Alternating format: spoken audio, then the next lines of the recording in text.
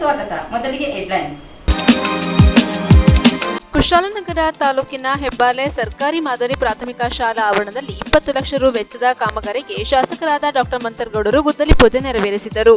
ಕಾರ್ಕಳದಲ್ಲಿ ವಿಕಾಸ ಸೇವಾ ಸಂಸ್ಥೆಯ ನೇತೃತ್ವದಲ್ಲಿ ಬೃಹತ್ ಉದ್ಯೋಗ ಮೇಳ ಆಯೋಜಿಸಲಾಗಿದೆ ಎಂದು ಶಾಸಕರಾದ ವಿ ಸುನಿಲ್ ಕುಮಾರ್ ಗೋಷ್ಠಿಯಲ್ಲಿ ತಿಳಿಸಿದ್ದಾರೆ. ಕುಶಾಲನಗರ ತಾಲೂಕಿನಲ್ಲಿ ಹಿಂದೂ ಸುರಕ್ಷಾ ಸಮಿತಿ ವತಿಯಿಂದ ಬೃಹತ್ ಜನಾಂದೋಲನ ಜಾಗೃತಿ ಜಾಥಾ ಹಮ್ಮಿಕೊಳ್ಳಲಾಗಿತ್ತು.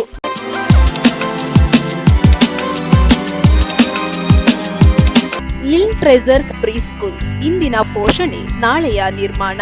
ನಮ್ಮಲ್ಲಿ 2 ರಿಂದ 3 ವರ್ಷದ ಮಕ್ಕಳಿಗೆ ಪ್ಲೇ ಗ್ರೂಪ್, ನರ್ಸರಿ ವಿಭಾಗಕ್ಕೆ 3 ರಿಂದ 4 ವರ್ಷ, ಎಲ್ಕೆಜಿ ವಿಭಾಗಕ್ಕೆ 4 ರಿಂದ 5 ವರ್ಷ ಮತ್ತು ಯುಕೆಜಿ ವಿಭಾಗದ ಮಕ್ಕಳಿಗೆ 5 ರಿಂದ 6 ವರ್ಷ ಆಗಿರಬೇಕು.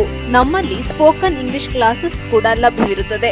Limited seats only. Please joining your childrens lil treasures pre school, Siddaiah Puranik layout, water tank near Kushalnagar.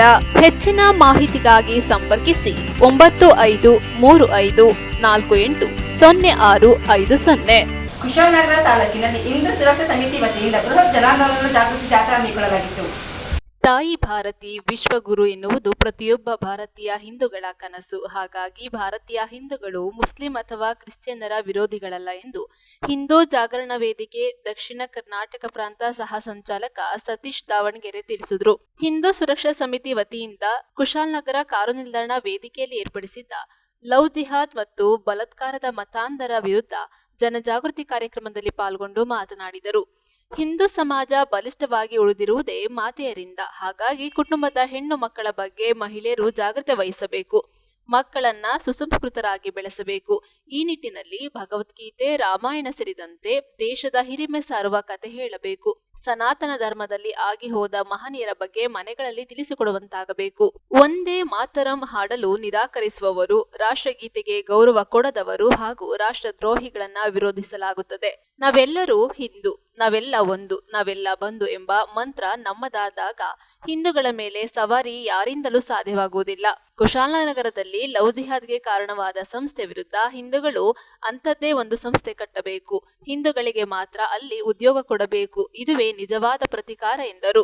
Hindu Jagarana ವೇದಿಕೆಯ ಕಾರ್ಯಕಾರಿ ಸಮಿತಿ ಸದಸ್ಯ ಅಜಿತ್ ಕುಕ್ಕೇರ ಮಾತನಾಡಿ, ಮತಾಂತರ ಪ್ರಕರಣಗಳನ್ನ ದಿಕ್ಕು ತಪ್ಪಿಸುವ ಕೆಲಸ ಪೊಲೀಸರು ಮಾಡುತ್ತಿದ್ದಾರೆ.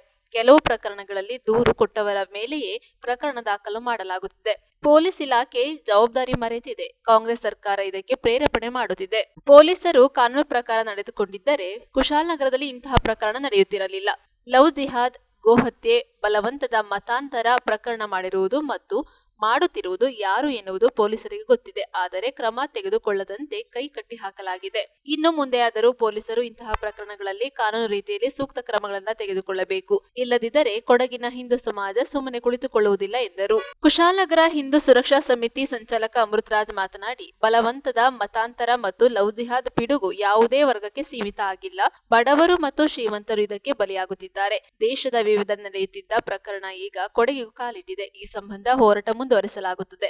ಸಮಾಜದಲ್ಲಿ ಜಾಗೃತಿ ಮೂಡಿಸಲಾಗುತ್ತದೆ ಎಂದರು. ವೇದಿಕೆಯಲ್ಲಿ ಹಿಂದೂ ಸುರಕ್ಷಾ ಸಮಿತಿ ಸಹ ಸಂಚಾಲಕ ಭರತ್ ಮಾಚಯ್ಯ, ಚಿಲ್ಲನಗಣೆ ಪ್ರಸಾದ್, ವಸಂತ ರೈ, ಚಂದ್ರಶೇಖರ ಹೇರೂರು, ಜ್ಯೋತಿ ಕುದುಪಜೆ, ಪ್ರಶಾಂತ್, ಹಿಂದೂ ಜಾಗರಣ ವೇದಿಕೆಯ ಮಂಜುನಾಥ್ ಮತ್ತಿತರರು ಪಾಲ್ಗೊಂಡಿದ್ದರು. ಖಂಡಿಸಬೇಕಿದೆ. ಹಿಂದೂ ವಿರೋಧಿ ಮತಾಂಧ ದುಷ್ಟ ಕೂಟದ ಹುಟ್ಟಡಗಿಸಲು ಸಂಘಟಿತ, ಜಾಗೃತ, ಶಕ್ತಿಶಾಲಿ ಹಿಂದೂ ಸಮಾಜದ ನಿರ್ಮಾಣವಾಗಬೇಕಿದೆ. ದುಷ್ಟರಿಂದ ನಮ್ಮ ಸಮಾಜವನ್ನು ಕಾಪಾಡಲು ಎಲ್ಲ ರೀತಿಯ ತ್ಯಾಗ ಬಲಿದಾನಗಳಿಗೂ ನಾವು ಸಿದ್ಧರಾಗಬೇಕು. ನಮ್ಮ ಮುಂದಿನ ಪೀಳಿಗೆಗಾಗಿ ಸುಸಂಸ್ಕೃತ, ಸುರಕ್ಷಿತ, ಬಲಾಢ್ಯ ಭಾರತವನ್ನು ಉಳಿಸಲು ವಂದೇ ಮಾತರಂ, ಮಾತರಂ, ಮಾತರಂ, ವಂದೇ ಮಾತರಂ. ಜೋರ್ से बोलो, पैर से बोलो, हिंदुस्तान, हिंदुस्तान. जोर से बोलो, पैर से बोलो, हिंदुस्तान, हिंदुस्तान. जोर से बोलो, पैर से बोलो, हिंदुस्तान, हिंदुस्तान. बोलो भारत माता की, बोलो भारत माता की, बोलो भारत माता की. ಮೆರವಣಿಗೆ ಮಾಡಿದ್ರೆ ಸುತ್ತಮುತ್ತಲ ಅಂಗಡಿಗೆ ಕಲ್ಲು ತೂಕಂತ ಬರ್ತಾ ಇದ್ರು. ನಾವು ಹಿಂದೂಗಳಾಗಿರೋದಕ್ಕೆ ಶಾಂತಿಯಿಂದ ಬಂದಿದ್ದೀವಿ. ಹಿಂದೂ ಸಮಾಜ ಏನು ಅಂತ ಮೊದಲು ಅರ್ಥ ಮಾಡ್ತಾರ. ದಾಳಿಗಳಿಂದ ಇಳಿಯ ಮಟ್ಟ ಬಂದು ಹೇಟ್ ಸ್ಪೀಚ್ ಮಾಡೋದಕ್ಕೆ ಬರಲಿಲ್ಲ. ನೈಜ ಇತಿಹಾಸ ಏನಿದೆ, ಇಸ್ಲಾಂ ಅನ್ನೋದು ಏನು ಮಾಡ್ತಾ ಇದೆ ಅನ್ನೋದನ್ನ ಇವತ್ತಿನ ಯುವ ಜನತೆಗೆ ಮುಂದೆ ನೈಜ ವರದಿಯನ್ನು ಕೊಡೋದಕ್ಕೆ ಬಂದಿದ್ದೇನೆ. ನಿನಗೆ ಆ NTC ಕಂಪನಿಯ ಮಾಲೀಕ ಒಂದಿಷ್ಟು ಎಂಜಲಗಾಸನ್ನ ಕೊಡಬಹುದು. ಆ ಎಂಜಲಗಾಸಿಗೆ ಬಲಿಪಶುವಾಗುವ ಹಿಂದೂ ಸಮಾಜ ಇದಲ್ಲ. ನಿನಗೆ ಆ ಎಂಜಲಗಾಸು ಬೇಕಾದ್ರೆ ತಗೋ, ನೀನು ಎನ್ಕ್ವೈರಿ ಮಾಡು. ಆ NTC ಯಲ್ಲಿರುವ 70 ಮಳಿಗೆಯಲ್ಲಿ ಎಷ್ಟು ಮಳಿಗೆಯನ್ನ ಹಿಂದೂಗಳಿಗೆ ಕಟ್ಟಿದ್ದಾನೆ ಅನ್ನೋದನ್ನ ನೋಡು. ಆಮೇಲೆ ನಿನ್ನ ಈ ಉದ್ದಟತನದ ಮಾತನ್ನ ಆಡು. NTC ಕಂಪನಿಯ ನಿನ್ನೆಯ ಬಹಿರಂಗ ಸಭೆಯ ಒಂದು ಸ್ಪೀಚ್ ಅನ್ನ ಕೇಳ್ತಾ ಇದ್ದೆ. ಅಲ್ಲಿ ಬಹಳಷ್ಟು ಜನ ಹಿಂದೂ ಮಾತಾಡೋ ಅರ್ಚ್ಕೊಳ್ತಾ ಇದ್ರು. ಸಹೋದರಿಯರೇ, ನಿಮಗೆ ಗೊತ್ತಿಲ್ಲ, ಈ ಇಸ್ಲಾಂ ಅನ್ನುವ ಬಾಯಲ್ಲಿ ಶಾಂತಿ ಹೇಳುವ, ತಲೆಯಲ್ಲಿ ದ್ವೇಷವನ್ನ ಸಾರುವ ಈ ಸಮಾಜದ ನಿಜ ಬುದ್ಧಿ ಏನು ಅನ್ನೋದು ನಿಮಗೆ ಗೊತ್ತಿಲ್ಲ.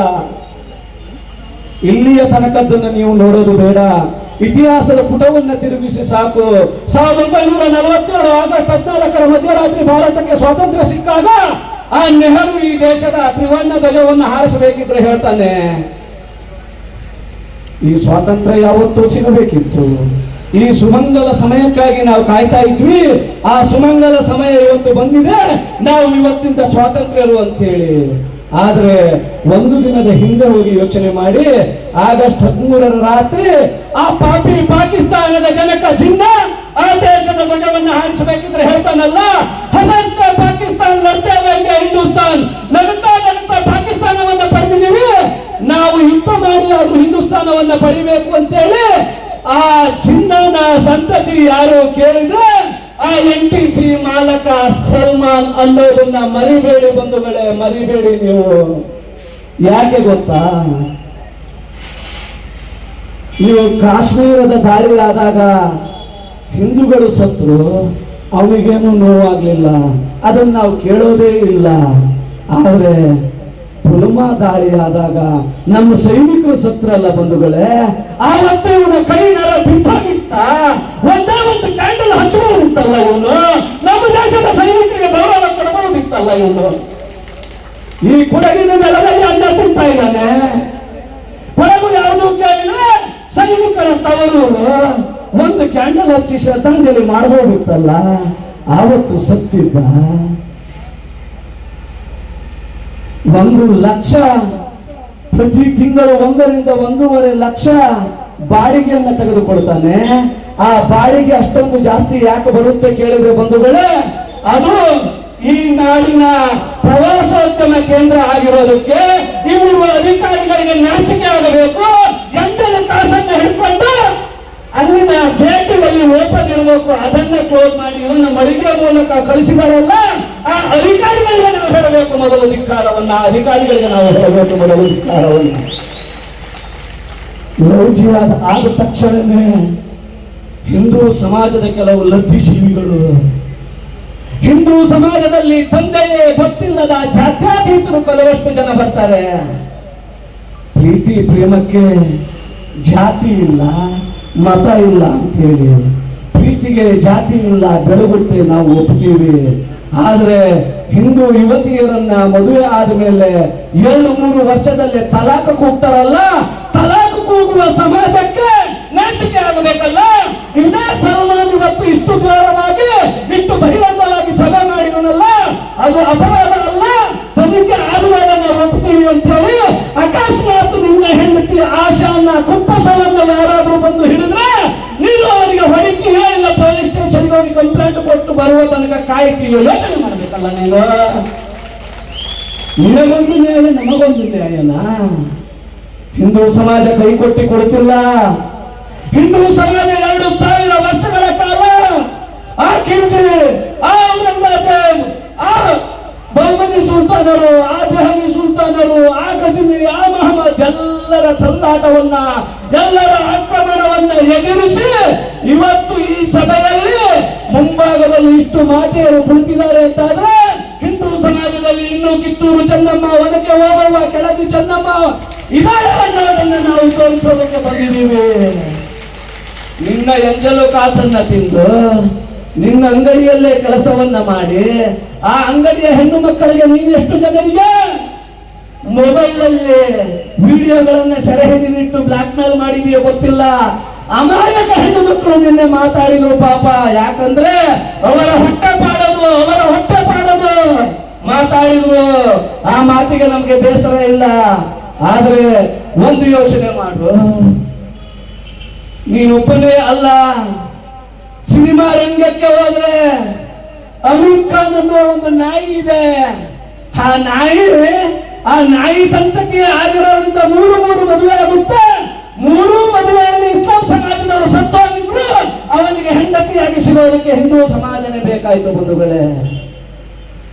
ಇನ್ನೊಂದು ನಾಯಿ ಇದೆ, ಅವನನ್ನ ಬಾಲಿವುಡ್ಡಿನ ಶೇರ್ ಅಂತ ಕರೀತಾರೆ. ಆ ಖಾನ್ ಮದುವೆ ಆಗ್ತಾನೆ. ಅವನ ಹೆಂಡತಿಯನ್ನ ಎಲ್ಲಿ ಬೇಕಾದ್ರೂ ಕರ್ಕೊಂಡು ಹೋಗ್ಬೇಕಿದ್ರೆ ಹಣೆಗೆ ಕುಂಕುಮವನ್ನ ತಿಲಕವನ್ನ ಇಟ್ಟು ಕರ್ಕೊಂಡು ಹೋಗ್ತಾನೆ. ಯಾಕೆ ಕೇಳಿದ್ರೆ ನಾವು ಸಹಿಷ್ಣುತಾ ಸ್ವಭಾವದವರು, ನಾವು ಮತಾಂತರ ಮಾಡೋದಿಲ್ಲ ಅಂತೇಳಿ. ಆದ್ರೆ ಗೌರಿಯ ಮಕ್ಕಳು ಗಣೇಶ ಎಲ್ಲ ಷಣ್ಮುಖ ಆಗ್ಬೇಕಿತ್ತು. ಖಾನ್ ಹೇಗಾದ್ರೂ ಗೊತ್ತೇ ಆಗಲಿಲ್ಲ ಬಂಧುಗಳೇ. ಇವರ ಶಾಂತಿಯ ಧರ್ಮ ಹೇಳುತ್ತೆ ನಾವು ಶಾಂತಿ ದೂತರು ಅಂತೇಳಿ.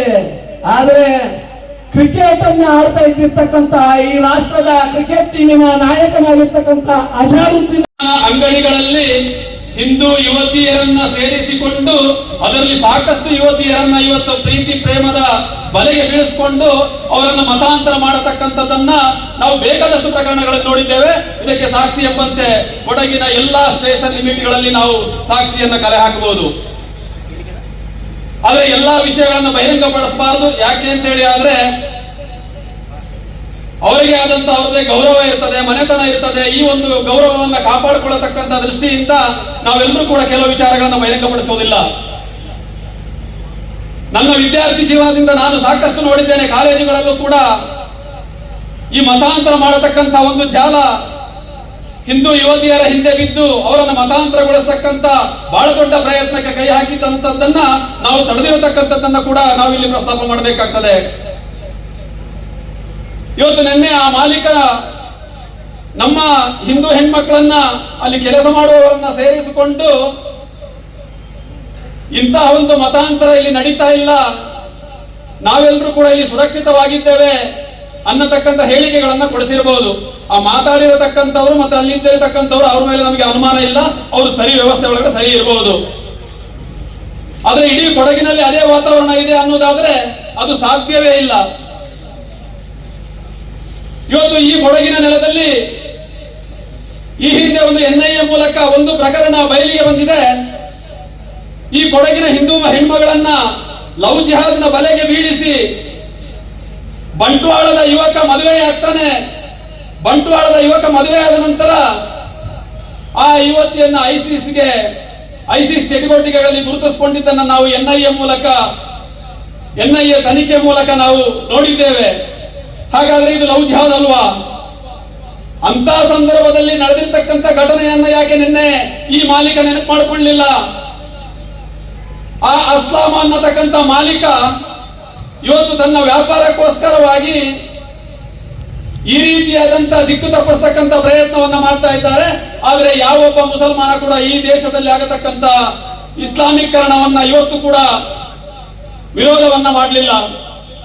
ಆ ವ್ಯಕ್ತಿಗೆ ಈ ಹಿಂದೆ ಲವ್ ಜಿಹಾದ್ ಪ್ರಕರಣಗಳು ಕಂಡಾಗ್ಲೂ ಕೂಡ ಅದನ್ನ ವಿರೋಧ ಮಾಡಬಹುದಿತ್ತಲ್ಲ. ಹಾಗಾದ್ರೆ ಸಿದ್ದಾಪುರದಲ್ಲಿ ಸುಮಾರು 3 ತಿಂಗಳ ಹಿಂದೆ ನಾವು ಭಾರಿ ದೊಡ್ಡ ಬೃಹತ್ ಪ್ರತಿಭಟನೆಯನ್ನ ಮಾಡಿದೋ. ಒಂದು ಹಿಂದೂ ಹೆಣ್ಣುಮಗಳನ್ನ ಲವ್ ಜಿಹಾದಿಗೆ ಬೆಳೆಸಿ ಆ ಹಿಂದೂ ಹೆಣ್ಮಗಳನ್ನ ಮುಸ್ಲಿಂ ಆಗಿ ಮತಾಂತರ ಮಾಡಿ ಮದುವೆ ಆಗಲಿಕ್ಕೆ ಪ್ರಯತ್ನ ಪಟ್ಟಂತ ಸಂದರ್ಭದಲ್ಲಿ ಇಡೀ ಹಿಂದೂ ಸಮಾಜ ಆಕ್ರೋಶಭರಿತವಾಗಿ ಅವತ್ತು ವಿರೋಧವನ್ನ ಮಾಡಿತು. ಆಗ ಈ ನಿಸರ್ಗಧಾಮದ ಮಾಲೀಕ ಎಲ್ಲಿ ಹೋಗಿದ್ದ? ಆ ಲವ್ ಜಿಹಾದ್ ಅನ್ನ ಖಂಡನೆ ಮಾಡಬಹುದಿತ್ತಲ್ಲ. ಕಾಶ್ಮೀರದ ಕಣಿವೆಯಲ್ಲಿ 28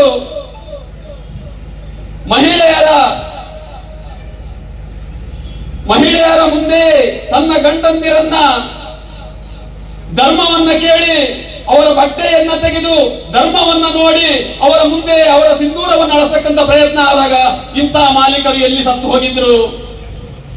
ನಾವು ಕೇಳಬೇಕಲ್ಲ ಇದನ್ನ. ಅಲ್ಲಿ ದೊಡ್ಡದಾಗಿ ಇವತ್ತು ಅವರ ಶಾಪಿನ ಮುಂದೆ ಫ್ಲೆಕ್ಸ್ ಅನ್ನು ಹಾಕ್ತಾರೆ.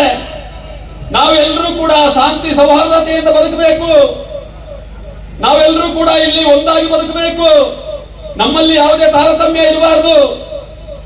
ಹಾಗೆ ಹೇಳತಕ್ಕಂಥವ್ರು ಈ ಕಾಶ್ಮೀರದ ಘಟನೆಯನ್ನ ಯಾಕೆ ವಿರೋಧ ಮಾಡಲಿಲ್ಲ? ಬರೀ 2026 ಘಟನೆಗಳನ್ನ ನಾವು ಅವಲೋಕನ ಮಾಡ್ತಾ ಹೋದ್ರೆ, ಕರ್ನಾಟಕದ ನಂದಿ ಬೆಟ್ಟದಲ್ಲಿ ಒಂದು ಯುವತಿ ಸಾವನ್ನಪ್ತಾರೆ. ಅವರೊಂದು ಫಿಸಿಯೋಥೆರಪಿಸ್ಟ್ ಡಾಕ್ಟರು. ಇದರಲ್ಲಿ ಅವರ ಕುಟುಂಬ ಹೇಳುತ್ತೆ ಲವ್ ಜಿಹಾದ್ನ ಶಂಕೆ ಇದೆ ಅಂತೇಳಿ. ಕೊಪ್ಪಳದಲ್ಲಿ ಒಬ್ಬ ಯುವಕ ಹಲವಾರು ಯುವತಿಯರೊಂದಿಗೆ ಒಂದು ಸಂಪರ್ಕ ಎಂಬ ಆರೋಪದ ಮೇಲೆ ಒಂದು ದೂರು ಸಹ ದಾಖಲಾತಿಯಾಗಿದೆ. ಉತ್ತರ ಪ್ರದೇಶದ ಅಲಿಗಢದಲ್ಲಿ ತಮ್ಮ ಗುರುತನ್ನು ಮರೆಮಾಚಿ ಹಿಂದೂವನ್ನು ಬಿಂಬಿಸಿ ಒಂದು ಮಹಿಳೆ ದೂರು ನೀಡಿದ್ದು ನಮ್ಮ ಇತಿಹಾಸ. ಭೂಪಾಲ್ನ ಒಂದು ಲವ್ ಜಿಹಾದ್ ಅನುಮಾನದಲ್ಲಿ ಕೆಲವರು ಹೋಟೆಲ್ ಮೇಲೆ ದಾಳಿ ನಡೆಸಿದ ಪ್ರಕರಣದಲ್ಲಿ ಅವರ ವಿರುದ್ಧವೇ ಕಾನೂನು ಕ್ರಮ ಕೈಗೊಳ್ಳಲಾಗಿದೆ. ಪಶ್ಚಿಮ ಬಂಗಾಳದಲ್ಲಿ ಬಲವಂತದ ಮತಾಂತರ ಮತ್ತು ಸಂಬಂಧದ ವಿಚಾರದಲ್ಲಿ ಕಠಿಣ ಕಾನೂನನ್ನ ಸರ್ಕಾರ ನಡೆಸ್ತಾ ಬಂದಿದೆ. ಇತ್ತೀಚೆಗೆ ನಡೆದ ನಾಸಿಕ್ TCS ನ ಒಂದು ಕಂಪನಿಯಲ್ಲಿ, ಟಾಟಾದವರ ಒಂದು ಸಂಸ್ಥೆಯಲ್ಲಿ, ಅಲ್ಲಿ ಏನು HR ಇರ್ತಾರೆ ಅವರೆಲ್ಲ ಅನ್ಯಮತೀಯರಾಗಿರ್ತಾರೆ. ನಮ್ಮ ಹೆಣ್ಮಕ್ಳನ್ನ ಬೇರಿಸಿ ನಮ್ಮ ಮಹಾರಾಷ್ಟ್ರ ಪೊಲೀಸ್ನವರು ನಮ್ಮ ಹೆಣ್ಮಕ್ಳಿಗೆ ರಕ್ಷಣೆಯನ್ನ ನೀಡಿದ್ದಾರೆ. ಹುಬ್ಬಳ್ಳಿಯ ಜಿಮ್ ಪ್ರಕರಣ ತಮಗೆಲ್ಲ ಗೊತ್ತೇ ಇದೆ. ಇದು ಬರೀ ದೇಶಕ್ಕೆ ಮತ್ತು ಇತರ ಊರುಗಳಿಗೆ ಮಾತ್ರ ಸೀಮಿತ ಆಗಲಿಲ್ಲ. ಕೊಡಗಿನ ಹೆಬ್ಬಾಗಿಲು ಕುಶಾಲ್ ನಗರಕ್ಕೆ ಕಾಲಿಟ್ಟಿದೆ. ಈ ಪ್ರಕರಣ ನಿನ್ನೆ ಮೊನ್ನೆ ಪ್ರಕರಣ ಆಗಿರಬಹುದು, ತಮ್ಮ ಮುಂದೆ ಬಂದಿರೋದು. ಸುಮಾರು 12 ವರ್ಷದ ಹಿಂದೆ ಇದೇ ನಿಸರ್ಗಧಾಮ ಟೂರಿಸ್ಟ್ ಸೆಂಟರ್ ಒಂದು ಅಂಗಡಿಯಲ್ಲಿ ನಾನು ಒಂದು ಪ್ರಕರಣವನ್ನ ಭೇದಿಸಿದ್ದೇನೆ. ಸಾರ್ವಜನಿಕ ಬಂಧುಗಳೇ, ನಮ್ಮ ಭಾರತ ದೇಶದಲ್ಲಿ ನಮ್ಮ ಸಮಾಜ ತುಂಬಾ ಸಂವೇದನಶೀಲವಾದದ್ದು. ಸ್ವಾಭಿಮಾನಕ್ಕೆ ನಾವೆಲ್ಲ ಹಂಚುತ್ತೇವೆ. ಹಣ ಹೋದ್ರೂ ಪರವಾಗಿಲ್ಲ, ನಮ್ಮ ಮಾನ ಮರ್ಯಾದೆಗೆ ನಾವು ಬಹಳಷ್ಟು ಬೆಲೆಯನ್ನು ಕೊಡ್ತೇವೆ. ಹಲವಾರು ಪ್ರಕರಣಗಳಲ್ಲಿ ತಾಯಂದಿರ್ಬೋದು, ಕುಟುಂಬಸ್ಥರಿರ್ಬೋದು, ತಮ್ಮ ವಿಚಾರಗಳನ್ನ ಸಮಾಜ ಮುಂದೆ ವ್ಯಕ್ತಪಡಿಸಲಿಕ್ಕೆ ಮುಂದೆ ಬರೋದಿಲ್ಲ. ಈ ಒಂದು ಪ್ರಕರಣದಲ್ಲಿ ತಮಗೆ ಸ್ವಲ್ಪ ಮಾಹಿತಿಯನ್ನು ನಾನು ಶೇರ್ ಮಾಡಲಿಕ್ಕೆ ಇಷ್ಟಪಡ್ತೇನೆ. ಒಂದು ಸಮುದಾಯದ ಒಂದು ಮಹಿಳೆ, ಅವರಿಗೆ ಮದುವೆ ಆಗಿರುತ್ತೆ, ಅವರಿಗೆ ಒಂದು ಮನೆ ಕಟ್ಟಬೇಕಾಗತ್ತೆ. ಮನೆ ಕಟ್ಟಬೇಕಾಗಿರೋ ಸಂದರ್ಭದಲ್ಲಿ ಒಬ್ಬ ಕಾಂಟ್ರಾಕ್ಟರ್ನ ಪರಿಚಯ ಮಾಡ್ಕೊಳ್ತಾರೆ ಅವರು. ಈ ಕಾಂಟ್ರಾಕ್ಟ್ರೆ ಒಬ್ಬ ಮುಸಲ್ಮಾನ. ಕಾಂಟ್ರಾಕ್ಟರ್ ಜೊತೆ ಸಂಪರ್ಕ ಆಗುತ್ತೆ. ಕಾಂಟ್ರಾಕ್ಟರ್ಗೆ ನಿಸರ್ಗಧಾಮದ ಟೂರಿಸ್ಟ್ ಸೆಂಟರ್ ನಲ್ಲಿ 2 ಸ್ಪೈಸಸ್ ಅಂಗಡಿ ಇದೆ. ಅದೇ ನಿಸರ್ಗಧಾಮದ ಮುಂದೆ ಒಂದು ಫೆನ್ನಾ ಎಂಬ ರಿಸಾರ್ಟ್ ನಲ್ಲಿ ಅವರು ಪಾಲುದಾರರಾಗಿ 3 ಜನ ಕಾರ್ಯನಿರ್ವಹಿಸ್ತಾ ಇದ್ದಾರೆ. ಈ ಒಂದು ಮದುವೆ ಆಗಿದ ಮಹಿಳೆಯನ್ನ ಅವ್ರ ಅಂಗಡಿಗೆ ಕೆಲಸ ನೀಡಿ ಸೇರಿಸ್ಕೊಳ್ತಾರೆ. ಅವರಿಗೆ ಆಮಿಷಗಳನ್ನ ಕೊಡ್ತಾರೆ, ಸ್ಯಾಲರಿ ಹೈಕ್ ನ ಕೊಡ್ತಾರೆ, ಅವರಿಗೆ ಕಮಿಷನ್ ಎಕ್ಸ್ಟ್ರಾ ಮಾಡಿಕೊಡ್ತಾರೆ. ಈ ರೀತಿ ಅವರು ಸಲಿಗೆಯನ್ನ ಜಾಸ್ತಿ ಮಾಡ್ಕೊಳ್ತಾರೆ. ಮುಂದಿನ ದಿನಗಳಲ್ಲಿ ಕಳೆದ 1.5 ತಿಂಗಳ ಹಿಂದೆ ಈ ಹುಡುಗಿಯ ಯಜಮಾನರು ನಮ್ಮ ಸ್ನೇಹಿತರು ಒಂದ್ ಕಡೆ ಕೆಲಸ ಮಾಡ್ತಿರ್ತಾರೆ ಒಂದು ಹೋಟ್ನಲ್ಲಿ. ಅವರು ನಮ್ಮ ಹಿಂದೂ ಕಾರ್ಯಕರ್ತರನ್ನ ಒಬ್ಬರನ್ನ ಸಂಪರ್ಕ ಮಾಡಿ ನ್ಯೂಸ್ ಸಂಗಮಕ್ಕಾಗಿ ಡಾಕ್ಟರ್ ಎಚ್ ಮೃಗುಕೋಟಿ, ಕುಶಾಲನಗರ. ಉಡುಪಿ ಜಿಲ್ಲೆ ಕಾರ್ಕಳ ತಾಲೂಕಿನಲ್ಲಿ ಪರೀಕ್ಷಾ ವಿಧಾನದ ಸಭೆಯು ಮಂಜುನಾಥ ಪೈ ಸಭಾಭವನದಲ್ಲಿ ನಡೆಯಿತು. ಉಡುಪಿ ಜಿಲ್ಲಾ ಪೊಲೀಸ್ ಮತ್ತು ಕಾರ್ಕಳ ಪೊಲೀಸ್ ಇಲಾಖೆ ಆಶ್ರಯದಲ್ಲಿ ಕಾರ್ಕಳ ತಾಲೂಕು ಕಾರ್ಯನಿರತ ಪತ್ರಕರ್ತರ ಸಂಘ ಇದರ ಸಹಯೋಗದೊಂದಿಗೆ ಪೊಲೀಸ್ ಇಲಾಖೆಗೆ ಕೆಲಸಕ್ಕಾಗಿ ಅರ್ಜಿ ಸಲ್ಲಿಸುವ ಮತ್ತು ಪರೀಕ್ಷಾ ವಿಧಾನದ ಬಗ್ಗೆ ಮಾಹಿತಿ ಕಾರ್ಯಾಗಾರವು ಜೂನ್ 29 ಸೋಮವಾರ ಕಾರ್ಕಳದ ಮಂಜುನಾಥ ಪೈ ಸಭಾಭವನದಲ್ಲಿ ನಡೆಯಿತು. ಈ ಸಂದರ್ಭದಲ್ಲಿ ಕಾರ್ಕಳ ವೃತ್ತ ನಿರೀಕ್ಷಕ ಸಂದೀಪ್ GS ಮಾತನಾಡಿದರು. ಕರಾವಳಿ ಕರ್ನಾಟಕ ಭಾಗದ ಜನರ ಪ್ರತಿನಿಧಿತ್ವ ಬಹಳ ಕಮ್ಮಿ ಇದೆ. ಕೇವಲ ಬೆರಳೆಣಿಕೆಯಷ್ಟು ಜನರು ಮಾತ್ರ ಇದ್ದಾರೆ. ಈ ಭಾಗದ ಜನರು ಬುದ್ಧಿವಂತರು, ವಿದ್ಯಾವಂತರು. ಇಂತಹ ಅವಕಾಶಗಳನ್ನು ಸದ್ಬಳಕೆ ಮಾಡಬೇಕು ಎಂದರು. ಸಂಪನ್ಮೂಲ ವ್ಯಕ್ತಿ ಕಾರ್ಕಳ ಗ್ರಾಮಾಂತರ PSI ಪ್ರಸನ್ನ MS ಮಾತನಾಡಿದರು. ಪರೀಕ್ಷಾ ವಿಧಾನದ ಬಗ್ಗೆ ಮಾಹಿತಿ, ಸವಲತ್ತು ಹಾಗೂ ಕೆಲಸದ ಉಪಯೋಗಗಳ ಪೂರ್ಣ ಮಾಹಿತಿ ನೀಡಿದರು. ಕಾರ್ಕಳ ತಾಲೂಕು ಪತ್ರಕರ್ತರ ಸಂಘದ ಅಧ್ಯಕ್ಷ ಮೊಹಮ್ಮದ್ ಶರೀಫ್ ಸ್ವಾಗತಿಸಿ ಪ್ರಾಸ್ತಾವಿಕವಾಗಿ ಮಾತನಾಡಿದರು. ಈ ಸಂದರ್ಭದಲ್ಲಿ ಕಾರ್ಕಳ ಗ್ರಾಮಾಂತರ ಠಾಣಾ ಪೊಲೀಸ್ ಉಪನಿರೀಕ್ಷಕರು Naveen broker, probationary PSI Seema Anjum ಉಪಸ್ಥಿತರಿದ್ದರು. ಪೊಲೀಸ್ ಇಲಾಖೆ ನಿಮಗೆ ಒಂದು ಪವರ್ ಇರುತ್ತೆ. ಆ ಪವರ್ ನ ಉಪಯೋಗಿಸಿಕೊಂಡು ನೀವು ಆ ಕೆಲಸವನ್ನ ಮಾಡ್ಬೋದು. ಅದೇ ರೀತಿ ಜನಬಳಕೆ ಹೆಚ್ಚೆಚ್ಚು ಜನರನ್ನ ನಾವು ರೀಚ್ ಮಾಡ್ಬೋದು ಪೊಲೀಸ್ ಇಲಾಖೆ. ಯಾಕೆಂದ್ರೆ ಪ್ರತಿಯೊಂದಕ್ಕೂ ಇವತ್ತು ನಾವು ಬಂದೋಬಸ್ತಿಗೆ ಹೋಗ್ತೀವಿ, ಇಲ್ಲ ಏನೇ ಒಂದು ಸಮಸ್ಯೆ ಒಂದು ಕಳೆದೋದ್ರು ಕೂಡ ಪೊಲೀಸ್ ಸ್ಟೇಷನ್ಗೆ ಬರ್ತಾರೆ, ಗಲಾಟೆ ಆದ ಪೊಲೀಸ್ ಸ್ಟೇಷನ್ಗೆ ಬರ್ತಾರೆ, ಟ್ರಾಫಿಕ್ ಸಮಸ್ಯೆ ಬಂದ್ರೆ ಪೊಲೀಸ್ ಸ್ಟೇಷನ್ಗೆ ಬರ್ತಾರೆ. ಯಾವುದೇ ಒಂದು ಸಮಸ್ಯೆ ಪೊಲೀಸರಿಗೆ ಇಲ್ಲದಂತ ಪವರ್ ಬಹಳಷ್ಟು ಕಾಯ್ದೆಯಲ್ಲಿ ಪವರ್ ಇದೆ. ಹಾಗಾಗಿ ಸಾರ್ವಜನಿಕ ಸಂಪರ್ಕ ಹೆಚ್ಚು, ನಿಮ್ಮ ಗುರುತಿಸುವಿಕೆ ಹೆಚ್ಚು. ಹಾಗಾಗಿ ಇದು ಅವಕಾಶ ಎಲ್ಲರಿಗೂ ಸಿಗೋದಿಲ್ಲ. ನಿಮ್ಮ ಹೆಸರನ್ನ ನೀವು ಮಾಡ್ಕೊಳ್ಳಿಕ್ಕೆ ಅಥವಾ ನಿಮಗೆ ಆದಂತ ಒಂದು ಗುರುತನ್ನು ನೀವು ಮಾಡ್ಕೊಳ್ಳಿಕ್ಕೆ ಅಥವಾ ಜನಗಳ ಒಂದು ನಡುವೆ ನೀವೊಂದು ಹೆಸರು ಮಾಡ್ಬೇಕಂತಂದ್ರೆ ಪೊಲೀಸ್ ಇಲಾಖೆ ಬಹಳ ಉತ್ತಮ ಅನ್ನೋದು ನನ್ನ ಅಭಿಪ್ರಾಯ. ಬೇರೆ ಬೇರೆ ರೀತಿಯ ಅಭಿಪ್ರಾಯ ಇರ್ಬೋದು. ಆ ನಿಟ್ಟಿನಲ್ಲಿ ನೀವೆಲ್ಲರೂ ಸಹಿತ ಮತ್ತೊಮ್ಮೆ ಪೊಲೀಸ್ ಇಲಾಖೆಗೆ ಬರಲಿಕ್ಕೆ ಅರ್ಜಿಯನ್ನು ಹಾಕಿ ಅದೇ ರೀತಿ ಅಭ್ಯಾಸವನ್ನು ಮಾಡಿ. ಈಗ ನಮ್ದು ಹೇಳ್ಬೇಕಂದ್ರೆ ನಾನು SI ಆಗಿದ್ದು 2007ನೇ ಬ್ಯಾಚಲ್ಲಿ ಸಬ್ ಇನ್ಸ್ಪೆಕ್ಟರ್ ಆಗಿ ನಾನು ಈ ಹುದ್ದೆಗೆ ಸೇರ್ಕೊಂಡೆ. ಸಬ್ ಇನ್ಸ್ಪೆಕ್ಟರ್ ಆಗ್ಬೇಕಾದ್ರೆ ನಾನು MBA ಮಾಡ್ತಾ ಇದ್ದೆ ಬೆಂಗಳೂರಿನಲ್ಲಿ. ಹೀಗೆ ಅರ್ಜಿಯನ್ನ ಆಹ್ವಾನಿಸಿದ್ರು. ನನಗೆ ಇದ್ರ ಬಗ್ಗೆ ಗೊತ್ತೇ ಇರಲಿಲ್ಲ. ಒಂದು ಸರ್ಕಾರಿ ಹುದ್ದೆಗೆ ಯಾವ ರೀತಿ ಅಪ್ಲಿಕೇಶನ್ ಹಾಕಬೇಕು, ಯಾವ ರೀತಿ ಓದಬೇಕು ಅನ್ನೋದು ಗೊತ್ತಿರಲಿಲ್ಲ. ನನ್ನ ಫ್ರೆಂಡ್ ಒಬ್ಬರಿದ್ರು, ಪ್ರದೀಪ್ ಅಂತ ಹೇಳಿ. ಅವನು ಡಿಗ್ರಿ ಓದ್ತಾ ಇದ್ದ. ಅವನು ನನಗೆ ಒಂದು ಅಪ್ಲಿಕೇಶನ್ ಹಾಕೋಣ ಬಾ, ಯಾಕೆ ಯಾವ ಎಕ್ಸಾಮ್ ಅಂತ ಕೇಳಿದೆ. ಸಬ್ ಇನ್ಸ್ಪೆಕ್ಟರ್ ಅಂತ ಎಕ್ಸಾಮ್ ಇದೆ, ಪರೀಕ್ಷೆ ಬರೀಬೇಕಂತ ಗೊತ್ತಿತ್ತು, ಎಲ್ಲ ಅಪ್ಲೈ ಮಾಡಬೇಕು, ಯಾವಾಗ ಅಪ್ಲೈ ಮಾಡಬೇಕು ಅನ್ನೋದು ಗೊತ್ತಿರಲಿಲ್ಲ. ಅವನು ನನಗೆ ಹೇಳಿದ್ದು. ಅವನಿಗೆ ಯಾಕೆ ಅಂದ್ರೆ ಅವ್ರ ತಂದೆಗೆ ನಮ್ಮ ಮಗ SI ಆಗ್ಬೇಕು ಅನ್ನೋ ಆಸೆ ಬಹಳಷ್ಟು ಇತ್ತು ಅವರಿಗೆ. ಮಗ SI ಆಗ್ಬೇಕು, ಯೂನಿಫಾರ್ಮ್ ಹಾಕಿದ್ದು ನೋಡ್ಬೇಕು, ಯೂನಿಫಾರ್ಮ್ ಹಾಕಿಲ್ಲ ಅಂದ್ರೆ ನಿನ್ನ ಫೋಟೋ ಯೂನಿಫಾರ್ಮ್ ಹಾಕಿ ನಾನು ಫೋಟೋನ ಹಾಕಿ ನೋಡ್ತಾ ಇರ್ತೀನಿ ಅಂತೇಳಿ ಅವ್ರ ತಂದೆ ಹೇಳ್ತಾ ಇದ್ರು ಅವನಿಗೆ. ಆ ಒಂದು ನಿಟ್ಟಿನಲ್ಲಿ ನನಗೆ ಕರೆದ SI ಆಗ್ಬೇಕು ಅಂತೇಳಿ ನಾನು ಅಪ್ಲಿಕೇಶನ್ ಅನ್ನ ಹಾಕಿದ್ವಿ. 2006ನೇ ಇಸ್ವಿಯಲ್ಲಿ ಅಪ್ಲಿಕೇಶನ್ ಹಾಕಿದೆ. ಹಾಕಿ MBA ಮಾಡ್ತಾ ಇದ್ದೆ ಬೆಂಗಳೂರಿನಲ್ಲಿ. MBA ಮಾಡ್ತಾ ಮಾಡ್ತಾ ಒಂದು 4 ಗಂಟೆ ತನಕ ಶಾಲೆ ಇರೋದು, ನಮ್ಮ ಕಾಲೇಜ್ ಇರೋದು. 4 ಗಂಟೆ ಕಾಲೇಜ್ ಮುಗಿಸಿ 5 ಗಂಟೆಗೆ ಒಂದು ಕೋಚಿಂಗ್ ಇತ್ತು ಬೆಂಗಳೂರಿನಲ್ಲಿ, ಸ್ಪರ್ಧಾ ಚೈತ್ರ ಅಂತ ಕೋಚಿಂಗ್ ಸೆಂಟರ್ಗೆ ಹೋಗ್ತಾ ಇದ್ವಿ. ಸುಮಾರು 1-1.5 ಗಂಟೆ ಕೋಚಿಂಗ್, 5ರಿಂದ 6:30 ಗಂಟೆ ಕೋಚಿಂಗ್ ಮುಗಿಸ್ಕೊಂಡು ಮತ್ತೆ ರೂಮಿಗೆ ಹೋಗಿ MBA ಸಬ್ಜೆಕ್ಟ್ ಓದಬೇಕು, ಜೊತೆಗೆ ಈ ಸಬ್ಜೆಕ್ಟ್ ಓದಬೇಕು. ಸತತ ಪ್ರಯತ್ನ ಮಾಡಿದ್ರೆ ಸುಮಾರು 4-5 ತಿಂಗಳ ಕಾಲ ನಾನು ಟ್ರೈನಿಂಗ್ ಅನ್ನು ತಗೊಂಡೆ. ಅದಾದ ನಂತರ ಸುಮಾರು 2 ತಿಂಗಳು ಮನೆಯಲ್ಲಿ ಓದಿದೆ. ಅದಾದ 2 ತಿಂಗಳಲ್ಲಿ ಪರೀಕ್ಷೆ ಬಂತು, ನಮ್ಮ SI exam. First physical exam ಇತ್ತು. ಫಿಸಿಕಲ್ ನಾನು ಹೇಳಿದಾಗೆ running 100 metres, 800 metres, long jump, high jump, short put. ಇಷ್ಟನ್ನ ನಾನು 1 ತಿಂಗಳು ಸುಮ್ಮನೆ ಪ್ರಾಕ್ಟೀಸ್ ಮಾಡೋದು. ಸ್ಟೇಡಿಯಮಲ್ಲೇ ಪ್ರಾಕ್ಟೀಸ್ ಮಾಡೋದು, ರನ್ನಿಂಗ್ ಮಾಡೋದು, ಟೈಮಿಂಗ್ ಇಟ್ಟು ಪ್ರಾಕ್ಟೀಸ್ ಮಾಡೋದು. ಫಿಸಿಕಲ್ ಎಕ್ಸಾಮ್ ಆಯಿತು, 5ಕ್ಕೆ 5 ಪಾಸ್ ಆಯ್ತು. ಅದು ಕಟ್ ಆಫ್ ಇರುತ್ತೆ, ಇಷ್ಟು ನಿಮಿಷದಲ್ಲಿ ಓಡ್ಬೇಕಂತ ಇರುತ್ತೆ, ಅಷ್ಟು ನಿಮಿಷದ ಒಳಗಡೆ ಓಡಿದ್ರೆ ನೀವು ಸೆಲೆಕ್ಟೆಡ್. ಅದಾಯ್ತು. ಅದಾದ ನಂತರ ಇನ್ನೊಂದು ತಿಂಗಳಲ್ಲಿ ನಮಗೆ ರಿಟರ್ನ್ ಎಕ್ಸಾಮ್ ಬಂತು. ರಿಟರ್ನ್ ಎಕ್ಸಾಮಲ್ಲಿ 2 ಎಕ್ಸಾಮ್ ಇರುತ್ತೆ BSA ಅಲ್ಲಿ. ಒಂದು ಆಬ್ಜೆಕ್ಟಿವ್ ಟೈಪು ಮತ್ತು ಇನ್ನೊಂದು essay ಪೇಪರ್ ಇರುತ್ತೆ, ಮತ್ತು ಇನ್ನೊಂದು ಟ್ರಾನ್ಸ್ಲೇಷನ್ ಅದೇ ಪೇಪರ್ಲಿ ಬರುತ್ತೆ.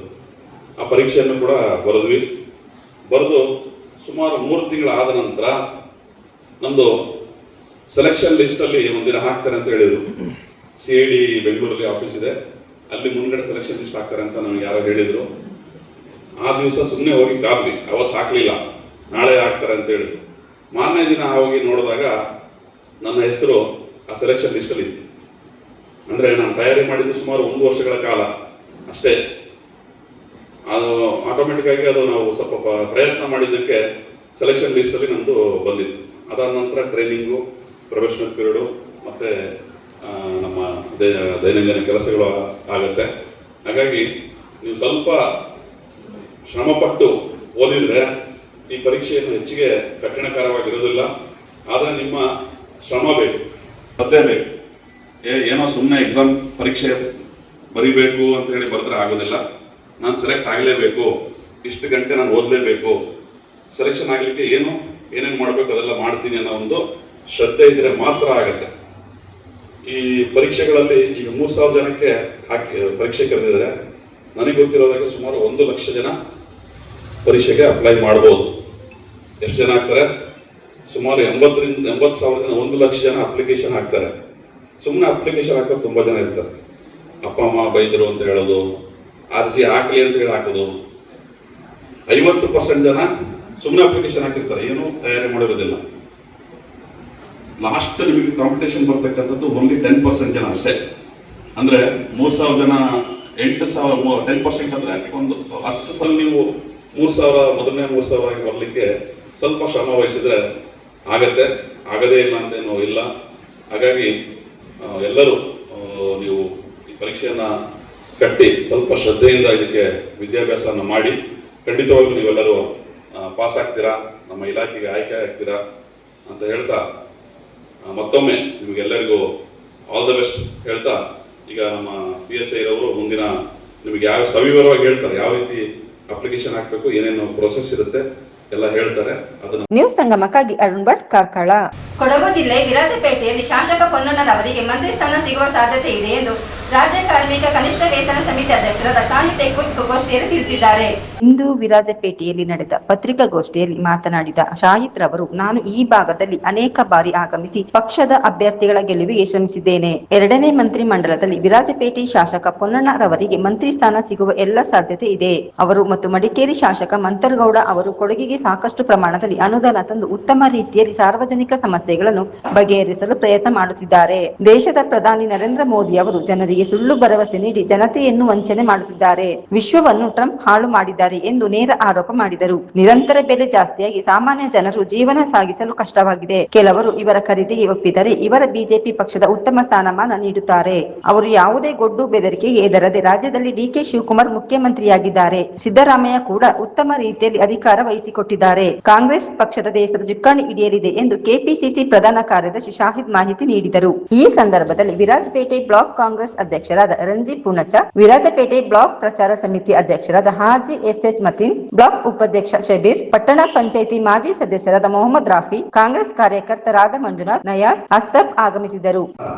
ಕಳೆದ 3 ವರ್ಷಗಳಲ್ಲಿ ರಾಜ್ಯದ ಮೂಲೆ ಮೂಲೆಗಳಲ್ಲಿ ಮಾಡಿರ್ತಕ್ಕಂಥ ಅಭಿವೃದ್ಧಿಗಳಿರ್ಬೋದು, ಬಡವರಿಗೆ ನೀಡಿದಂಥ ಸೇವೆಗಳಿರ್ಬೋದು, ಇವತ್ತು ಅದನ್ನ ಇತರ ಪಕ್ಷಗಳು ಬೇರೆ ಬೇರೆ ರಾಜ್ಯಗಳಲ್ಲಿ ಏನು ಇಲ್ಲಿ ಘೋಷಣೆ ಮಾಡಿದರೆ ಆಗಲ್ಲ, ಇದು ಸುಳ್ಳು ಭರವಸೆ ಅಂತ ಹೇಳಿದವರು ದೆಹಲಿಯಲ್ಲಿ, ಅಸ್ಸಾಮಿನಲ್ಲಿ ಮತ್ತು ಇತರ ರಾಜ್ಯಗಳಲ್ಲಿ ಈ ಘೋಷಣೆಯನ್ನು ಮಾಡಿದರು. ಆದರೆ ಅವರಿಗೆ ಅದನ್ನು ಸಮರ್ಪಕವಾಗಿ ಮಾಡಲಿಕ್ಕೆ ಆಗಲಿಲ್ಲ.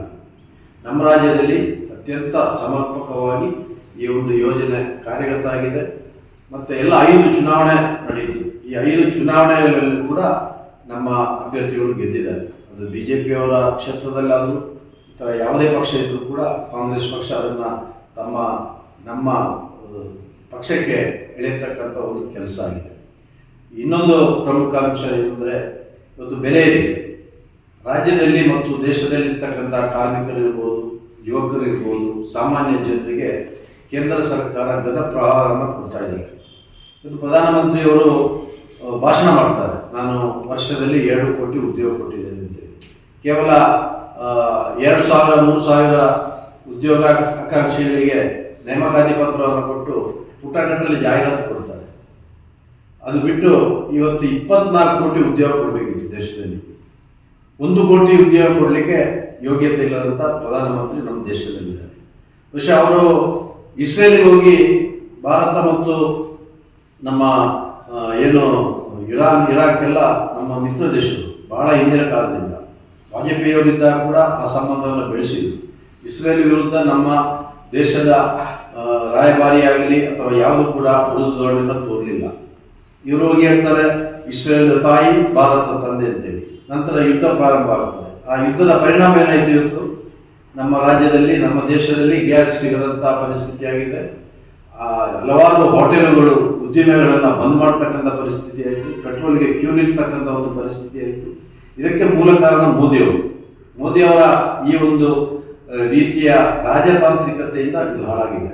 ಇವತ್ತು ಇಡೀ ದೇಶವನ್ನ ಮೋದಿಯವರು ಹಾಳು ಮಾಡಿದರು, ಇಡೀ ಪ್ರಪಂಚವನ್ನ ನಮ್ಮ ಟ್ರಂಪ್ ಅವರು ಹಾಳು ಮಾಡಿದರು. ಇದನ್ನ ನಮ್ಮ AICC ಅಧ್ಯಕ್ಷರು ಕೂಡ ಆಗಾಗ ಹೇಳ್ತಾ ಇದ್ದಾರೆ. ಇದು ಪ್ರಪಂಚದಲ್ಲಿ ಒಂದು ಪ್ರಕ್ಷುಬ್ಧ ವಾತಾವರಣ ಇದೆ. ನಮ್ದು ಶಾಂತಿಯುತ ದೇಶ, ಎಲ್ಲ ದೇಶಗಳೊಂದಿಗೆ ಸೌಹಾರ್ದತೆಯನ್ನು ಬೆಳೆಸುವವರು. ಇವತ್ತು ಆಗತಕ್ಕಂಥ ಯುದ್ಧಗಳು, ಆಗತಕ್ಕಂಥ ಅನಾಹುತಗಳು ನೇರವಾಗಿ ನಮ್ಮ ದೇಶಕ್ಕೆ, ನಮ್ಮ ಜನರಿಗೆ, ನಮ್ಮ ಗ್ರಾಮಕ್ಕೆ ಅದರ ಪರಿಣಾಮ ಬೀರ್ತಾ ಇದೆ. പക്ഷെ ಅದರಲ್ಲೂ ಕೂಡ ಮೋದಿಯವರು ವಿಫಲರಾಗಿದ್ದಾರೆ. ಇವತ್ತು ವಿದ್ಯಾರ್ಥಿಗಳ ನೀಟ್ ಪರೀಕ್ಷೆ, ಒಂದು ನೀಟ್ ಪರೀಕ್ಷೆಯನ್ನು ಕೂಡ ಮಾಡಲಿಕ್ಕೆ ಯೋಗ್ಯತೆ ಇಲ್ಲದಂಥ ಒಂದು ಕೇಂದ್ರ ಸರ್ಕಾರ ಮಿಲಿಟರಿಯನ್ನು ಉಪಯೋಗಿಸಿಕೊಂಡು ಪರೀಕ್ಷಾ ಪತ್ರಿಕೆಯನ್ನು ತಗೊಂಡು ಹೋಗ್ತಕ್ಕಂಥ ಪರಿಸ್ಥಿತಿ ಇದೆ. ನಮ್ಮ ದೇಶ ಯಾವ ರೀತಿಗೆ ಹೋಗ್ತಾ ಇದೆ ಅಂತೇಳಿ ನಮಗೆಲ್ಲ ಆಶ್ಚರ್ಯ ಆಗ್ತಾ ಇದೆ. ವಿವಿಧ ರಾಜ್ಯಗಳಲ್ಲಿ ಭಾರತೀಯ ಜನತಾ ಪಕ್ಷದವರು ಏನು ಮಾಡ್ತಾ ಇದ್ದಾರೆ ಅಂದರೆ, ಶಾಸಕರನ್ನ ಖರೀದಿ ಮಾಡ್ತಾರೆ ಅಥವಾ ಪಕ್ಷವನ್ನ ಖರೀದಿ ಮಾಡತಕ್ಕಂಥ ಕೆಲಸ ಮಾಡ್ತಾರೆ. ಇವರಿಗೆ ಇಡಿ ಅಥವಾ ಬೇರೆ ಯಾವುದೋ ಆಮಿಷ ಒಡ್ಡಿ ಅಥವಾ ಇನ್ಕಮ್ ಟ್ಯಾಕ್ಸ್ನ ರೈಡ್ ಮಾಡಿಸಿಕೊಂಡು ಈ ದೇಶದಲ್ಲಿ ನಡೆದಂಥ 12 ವರ್ಷಗಳ ರೈಡಿನಲ್ಲಿ 99% ವಿರೋಧ ಪಕ್ಷದವರ ಮೇಲೆ ಮಾಡಿದ್ದಾರೆ. ಇದು ಮೋದಿಯ ಮಹಾ ಸಾಧನೆ. ಆ ಸಾಧನೆ ಯಾಕೆ ಮಾಡಿದ್ದಾರೆ ಅಂದರೆ, ಅವರನ್ನು ಹೆದರಿಸುವುದು. ಯಾರು ಕಳ್ಳರಿದ್ದಾರೆ ಅಥವಾ ಅವರು ಕಳ್ಳರು ಅಂತ ಹೇಳ್ತಾರೆ, ಅವರ ಪಕ್ಷಕ್ಕೆ ಹೋದರೆ ಒಳ್ಳೆ ವಾಷಿಂಗ್ ಮಿಷಿನಲ್ಲಿ ಶುಭ್ರವಾಗಿ ತಂದಂಥ ಒಂದು ವ್ಯವಸ್ಥೆಯನ್ನು ಮಾಡ್ತಾರೆ. ಅವರಿಗೆ ಸಚಿವ ಸ್ಥಾನ ಕೊಡ್ತಾರೆ, ಅವರು ಒಳ್ಳೆಯವರು. ಕಾಂಗ್ರೆಸ್ ಅಲ್ಲಿದ್ದರೆ ಕೆಟ್ಟವರು, ಅವರ ಪಕ್ಷಕ್ಕೆ ಸೇರಿದರೆ ಒಳ್ಳೆಯವರು. ಈ ರೀತಿಯ ಒಂದು ಕೆಲಸವನ್ನ ಅವರು ಮಾಡಿಕೊಂಡು ಬಂದು ಸರ್ಕಾರವನ್ನು ಸುಭದ್ರ ಮಾಡಿದ್ದಾರೆ. ಇದು ದೇಶದ ಜನ ಜಿಗುಪ್ಸೋತಿದ್ದಾರೆ ಈ ಸರ್ಕಾರದ ವಿರುದ್ಧ. ಮುಂದೆ ಅವರಿಗೆ ಯಾವುದೇ ಧರ್ಮದ ವಿಚಾರ ಹೇಳಿ, ಯಾವುದೇ ಸ್ವಾರ್ಥ ವಿಚಾರ ಹೇಳಿ, ಅಥವಾ ಪಾಕಿಸ್ತಾನದ ವಿಚಾರ ಹೇಳಿ, ಇಸ್ರೇಲ್ ವಿಚಾರ ಹೇಳಿ, ಜನರಿಗೆ ಗೊತ್ತಾಗಿರಲ್ಲ ಮೋದಿಯವರ ದಾರಿ ಏನಿದೆ, ಅವರ ನಾಟಕ ಏನಿದೆ ಅಂತೇಳಿ ಗೊತ್ತಾಗಿದೆ. പക്ഷെ ಅದರಲ್ಲೂ ಮಾಡಿದ್ರು. ಆನಂತರ ಸರ್ಕಾರನ ಬೀಳಿಸ್ತಕ್ಕಂಥ ಗೋವಾದಲ್ಲಿ ಬೀಳಿಸಿದ್ರು, ಕರ್ನಾಟಕದಲ್ಲಿ ಬೀಳಿಸಿದ್ರು, ಬೇರೆ ಬೇರೆ ರಾಜ್ಯಗಳಲ್ಲಿ ಮಾಡಿದ್ರು. ಅದು ಆಗದಂತಹ ಪರಿಸ್ಥಿತಿಯಲ್ಲಿ ಈಗ ಹೊಸ ಒಂದು ಸಂಪ್ರದಾಯ ತಂದಿದ್ದಾರೆ. SIR ಏನು ಅಲ್ಪಸಂಖ್ಯಾತರು ಇರ್ಬೋದು, ಬಡವರು ಇರ್ಬೋದು, ಅಥವಾ ಶೋಷಿತ ವರ್ಗದವರು ಇರ್ಬೋದು, ಕಾಂಗ್ರೆಸ್ ಪಕ್ಷದ ಪರವಾಗಿ ಬಿಜೆಪಿಗೆ ವಿರುದ್ಧ ಇರತಕ್ಕಂಥ ಮತದಾರರನ್ನ ತೆಗೆಯತಕ್ಕಂಥ ಕೆಲಸ ಮಾಡ್ತಾ ಇದ್ದಾರೆ. ತಮಿಳುನಾಡಿನಲ್ಲಿ ಮಾಡಿದ್ರು, ಕೇರಳದಲ್ಲಿ ಮಾಡಿದ್ರು, ಅದೇ ರೀತಿ ವೆಸ್ಟ್ ಬೆಂಗಾಲಲ್ಲಿ ಮಾಡಿದ್ರು. ಇಡೀ ದೇಶದಲ್ಲಿ 9 ಕೋಟಿಯಷ್ಟು ಜನ ಇವತ್ತು ಮತದಾರರನ್ನು ವಂಚನೆ ಆಗತಕ್ಕಂಥ ಪರಿಸ್ಥಿತಿಯನ್ನು ಕೇಂದ್ರ ಸರ್ಕಾರ ಮಾಡಿದ್ದಾರೆ.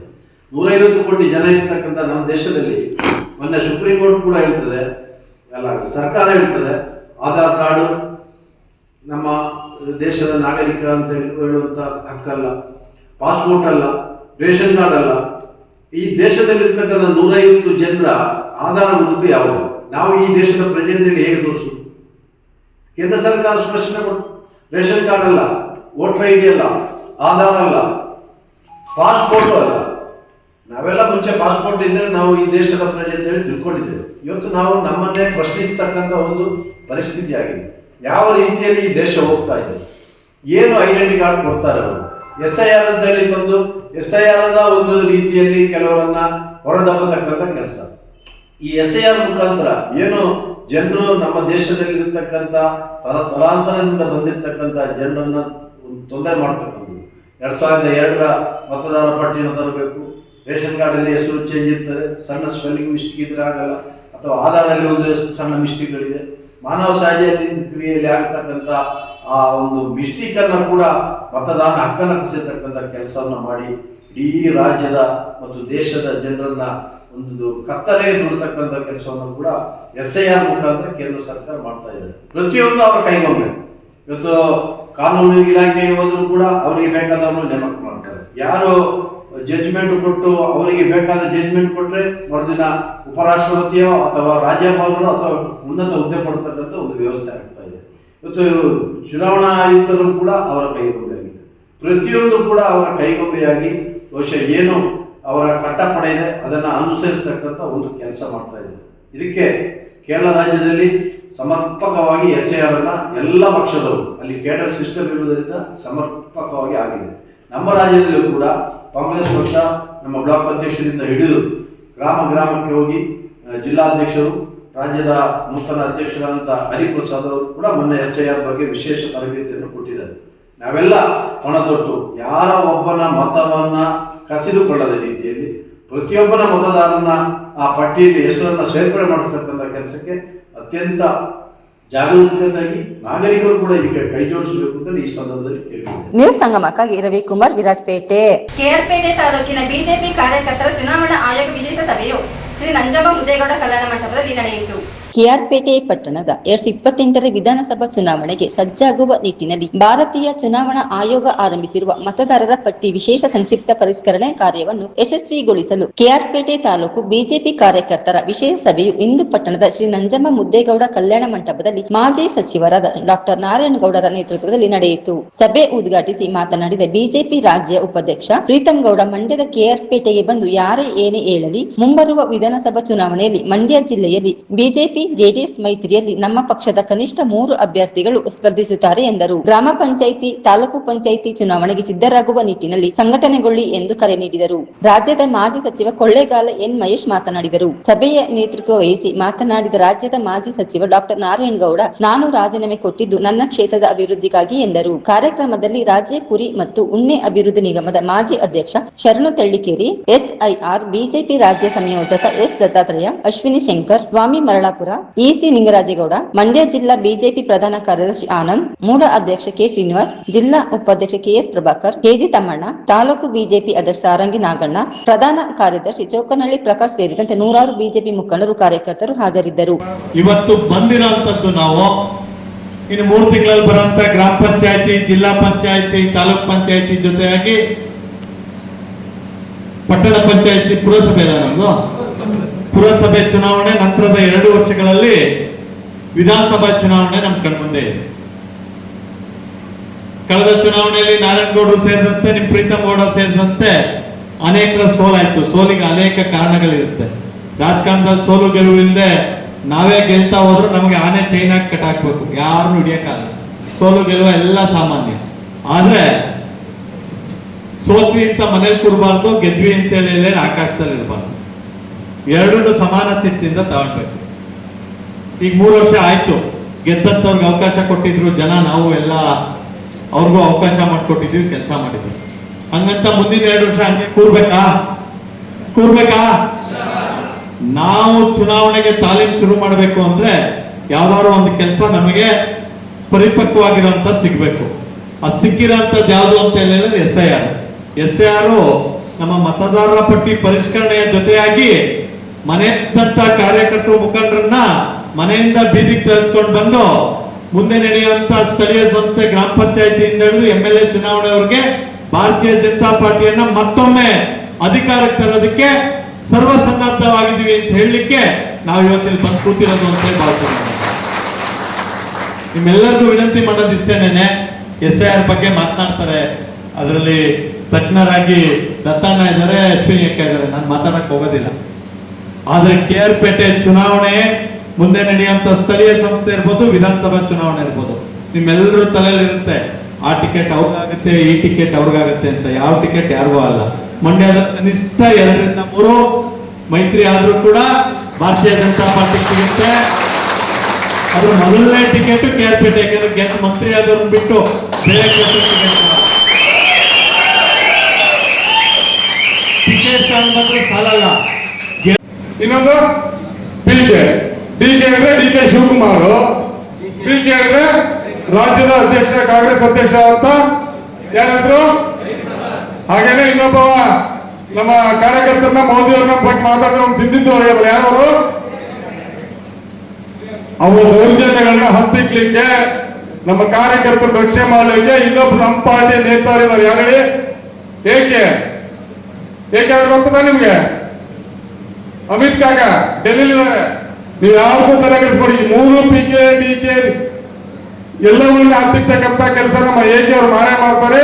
ನಮ್ಮ ರಾಜ್ಯಾಧ್ಯಕ್ಷ ವಿಜೇಂದ್ರ ಅವರ ನೇತೃತ್ವದಲ್ಲಿ ಮತ್ತೊಮ್ಮೆ ರಾಜ್ಯದಲ್ಲಿ ಭಾರತೀಯ ಜನತಾ ಪಕ್ಷ ಅಧಿಕಾರ ಬರುತ್ತೆ. ಆ ನಿಟ್ಟಿನಲ್ಲಿ ತಾವೆಲ್ಲ ಕೆಲಸ ಮಾಡಬೇಕು ಅಂತ ವಿನಂತಿಯನ್ನು ಮಾಡ್ಕೊಳ್ತಾ, ನಾರಾಯಣಗೌಡ ತ್ಯಾಗವನ್ನ ನಾವು ಯಾರು ಕೂಡ ಮರಿಲಿಕ್ಕೆ ಸಾಧ್ಯ ಇಲ್ಲ. ಬಹುಶಃ ಇಡೀ ರಾಜ್ಯದಲ್ಲಿ ಪ್ರೀತಮಣ್ಣ ಹಾಸನ ಸೇರಿಕೊಂಡಂಗೆ JDS ಒಂದು ಭದ್ರವಾದ ನೆಲೆ ಅಂದ್ರೆ ಕೆಆರ್ಪೇಟೆ. ಯಾಕಂದ್ರೆ 4 ಕ್ಷೇತ್ರಗಳಲ್ಲಿ ಏನೋ ಅಷ್ಟೇ. ಚುನಾವಣಾ ಆಯೋಗ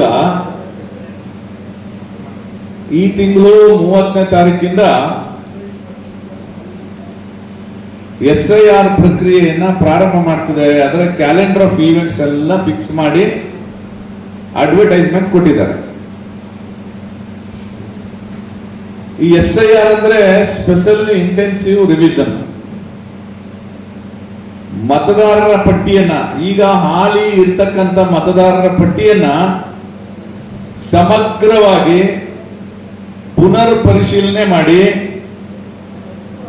ನಿಮ್ಮನ್ನ ಮತದಾರರ ಪಟ್ಟಿಯಲ್ಲಿ ಪುನರ್ ಸ್ಥಾಪನೆ ಮಾಡಲಿಕ್ಕೆ ನಡೀತಾ ಇರ್ತಕ್ಕಂಥ ಪ್ರಕ್ರಿಯೆ ಇದು ಸಂವಿಧಾನಬದ್ಧವಾಗಿ ನಡೀತಾ ಇರ್ತಕ್ಕಂತಹ ಒಂದು ಕಾನೂನಿನ ಪ್ರಕ್ರಿಯೆ.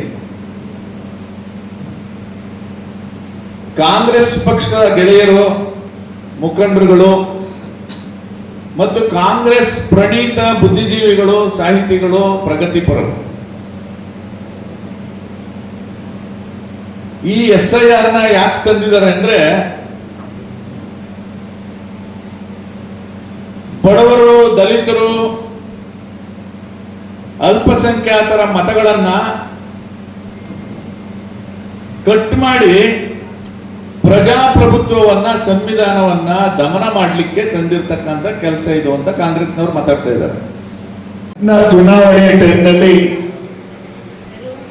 1 ತಿಂಗಳಿಗಿಂತ ಹೆಚ್ಚಾಗಿ 400ರಿಂದ 500 ಜನ ಅವರ ಶಿಷ್ಯಂದಿರನ್ನ ಕರ್ಕೊಂಡ್ಬಂದು ಹಗಲು ರಾತ್ರಿ ನನಗಿಂತಲೂ, ಯಾಕೆ ನಾನು ಅಭ್ಯರ್ಥಿ ಆಗಿದ್ರು ಸಹ ಅತಿ ಹೆಚ್ಚಿನ ಶ್ರಮವನ್ನು ಪಟ್ಟಿದ್ದಾರೆ ಅಂತ ಹೇಳಿದ್ರೆ ಯಾರು ಹೇಳಿ ಅವರ ಹೆಸರು? ಪ್ರೀತಮ್ ಗೌಡ್. ಆ ಪ್ರೀತಮ್ ಗೌಡ್ರಿಗೆ ನಾನು ಆತ್ಮಪೂರ್ವಕವಾದ ವಂದನೆ, ಅಭಿನಂದನೆಯನ್ನ ಹೇಳಬೇಕಾಗ್ತದೆ. ಅದರ ಜೊತೆಗೆ ನಮ್ಮ ಮಹೇಶ್ ಅಣ್ಣ, ನಾನು ಅವರು ಒಂದೇ ಸಾರಿ BSP ನಿಂತಿದ್ದು ಇಲ್ವಾ ಗುರುಗಳ? ಅತಿ ಹೆಚ್ಚು ಕರ್ನಾಟಕದಲ್ಲಿ ಅವರು ನಾನು ಮತವನ್ನು ತಗೊಂಡಿದ್ದು. ಅವರು ಈಗ ನಮ್ಮ BJPಯ ಒಂದು ದೊಡ್ಡ ಸ್ಥಾನವನ್ನ ಪಡೆದು, ಸ್ಥಾನಕ್ಕಿಂತ ಹೆಚ್ಚಾಗಿ ನನ್ನ ಶ್ರಮ ಏನು, ಈ ಪಕ್ಷವನ್ನ ಕಟ್ಟೋದಕ್ಕೆ ನನ್ನ ಶಕ್ತಿ ಏನು, ನನ್ನ ಕೆಲಸ ಏನು ಅಂತ ಗುರುತಿಸುವ ಕೆಲಸಗಳನ್ನ ಮಾಡ್ತಾ ಇದ್ದಾರೆ ಅಂದ್ರೆ ಮಹೇಶ್ ಅವರಿಗೆ ನಿಮಗೂ ಸಹ ವಂದನೆ, ಅಭಿನಂದನೆ, ಧನ್ಯವಾದಗಳನ್ನ ನಾನು ಹೇಳಕ್ಕೆ ಬಯಸ್ತಾ ಇದ್ದೀನಿ. ಮತ್ತೆ ನಮ್ಮ ತಾಲೂಕು ಎಳಿಮೆ ಅಂತ ಎಲ್ಲರಿಗೂ ಗೊತ್ತಿದ್ಯಾ? ಯಾಕೆಂದ್ರೆ ಲೋ ಪ್ರೊಫೈಲ್, ನೀವೊಂದು 10 ಜನ ಹೇಳ್ತಾ ಇದ್ದೀರಾ ಅಷ್ಟೇ ರಿಲೇಷನ್. ನಮ್ ಇಡೀ ತಾಲೂಕು ಎಳಿಮೆ ಅಂತ ಗುರುತಿಸ್ಕೋಬೇಕಾದ್ರೆ ಅವ್ರು ಏನ್ ಮಾಡ್ಬೇಕು? ನಮ್ಮ ತಾಲೂಕಿನಲ್ಲಿ ಎಲ್ಲ ಕಡೆ ಓಡಾಡ್ಬೇಕು. ವಿಜೇಂದ್ರನವ್ರ ಜೊತೆ ಬಂದ್ರು, ಲೋ ಪ್ರೊಫೈಲ್ ನಲ್ಲಿ ಕೆಲಸ ಮಾಡಿದ್ರು. ಅವರು 1.5 ತಿಂಗಳು ಹಗಲು ರಾತ್ರಿ ದುಡಿದಿದ್ದಾರೆ. ಪರಿಚಯ ಇಲ್ಲ ನಮ್ಮ ತಾಲೂಕಿಗೆ. ಶರಣು ತಲೆಗೌರು ಈಗ ನಮ್ಮ ತಾಲೂಕಿನ